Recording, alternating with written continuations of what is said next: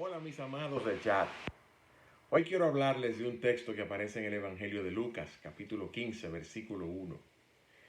Dice que se acercaban a Jesús todos los cobradores de impuestos y los publicanos, los pecadores, para oírle, pero que los fariseos y los escribas murmuraban diciendo, este hombre recibe a los pecadores y come con ellos. Es un texto de contrastes.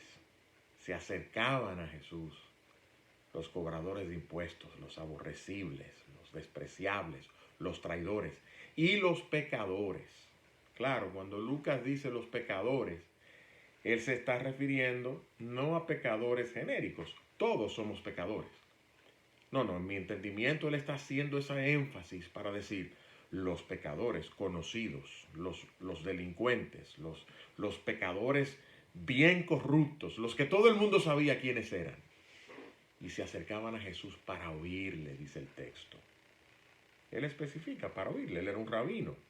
Jesús enseñaba, pero Israel estaba lleno de rabinos. ¿Por qué escuchar a este rabino en particular? Porque él enseñaba, dice otro texto en los evangelios, como quien tiene autoridad, no como los escribas y los fariseos.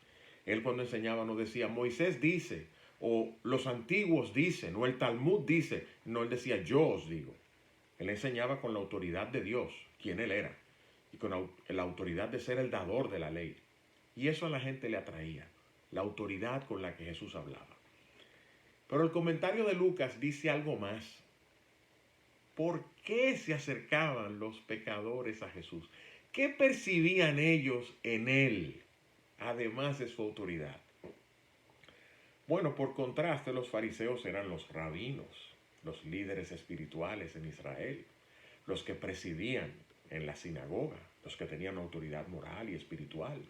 Los escribas eran los doctores de la ley, los custodios de los textos sagrados, los teólogos de consulta. Y eran tenidos por hombres santos y separados, los farash. Ellos eran el clero. Y los demás, los laicos, el pueblo. Ellos gozaban de honra pública. En las plazas les saludaban, rabí, maestro. Gozaban del temor de la gente, tenían el poder de despedir de la sinagoga. Los fariseos no se mezclaban con el populacho.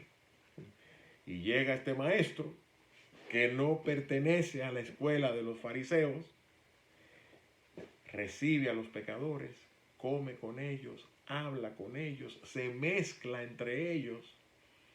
Y los fariseos y los doctores de la ley se molestan tanto que hasta en otra ocasión dicen, mira, este hombre es un glotón, un comilón y un bebedor de vino, un amigo de publicanos y pecadores con desprecio.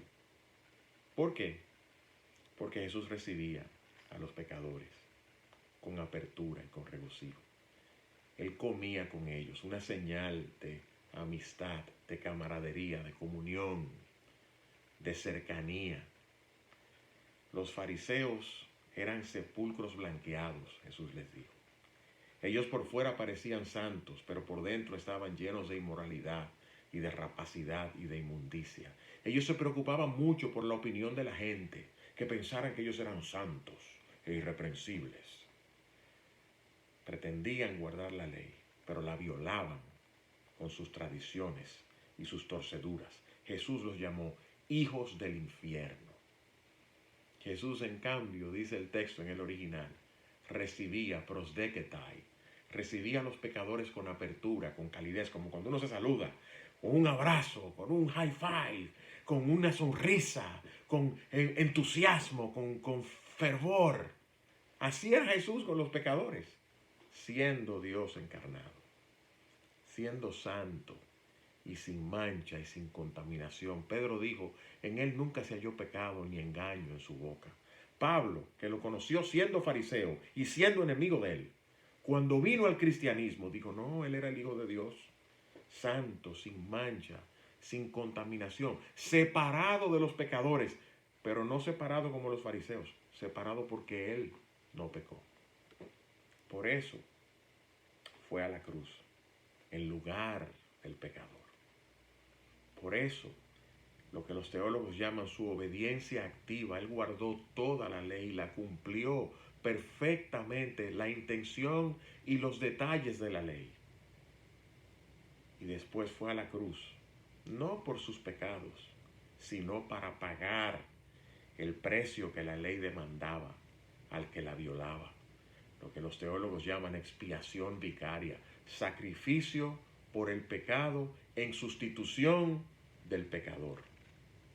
Y Cristo lo hizo siendo quien recibía a los pecadores y comía con ellos. Ahora yo te pregunto, ¿cuál es tu esperanza? ¿Tus buenas obras? ¿Tus buenas intenciones? ¿Tu religión? Eso no es suficiente. Si eso hubiese sido suficiente, Dios no hubiese enviado a su Hijo a pagar por el precio del pecado. Te exhorto a que tu esperanza sea el amigo de los pecadores, que Él sea tu refugio, tu roca, tu esperanza y tu sostén.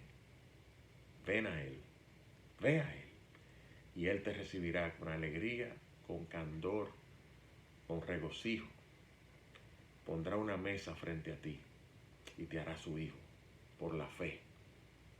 Muchas bendiciones hoy, mis queridos del chat.